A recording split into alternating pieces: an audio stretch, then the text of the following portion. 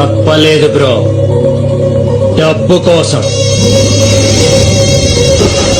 ధనం మూలం ఇదం జగత్. నీకు అర్థం కాదులే, మా తెలుగు మీడియంలో చాలా బాగా చెప్తారు. అది ఇల్లా బ్రో, ఔటర్ రింగ్ రోడ్ కి 5 కిలోమీటర్ల దూరంలో ఉన్న స్వర్గం. పిలిస్తే పనుల్లో, అరిస్తే సెక్రటరీలు, ఆవలిస్తే డాక్టర్లు. అరే కూర్చుంటే స్నానం అయిపోతుంది, పడుకుంటే పగలైపోతుంది, చుక్క పడుతుంటే రోజు అయిపోతుంది. ఒక్కడు బతకడం కోసం 100 మంది చేస్తున్నారు బ్రో. ఆ ఇంట్లో ఆ ఐశ్వర్య 30 రోజులు అనిపించేది కాదు బ్రో, 100 ఏళ్ళు అనిపించాల్సిందే.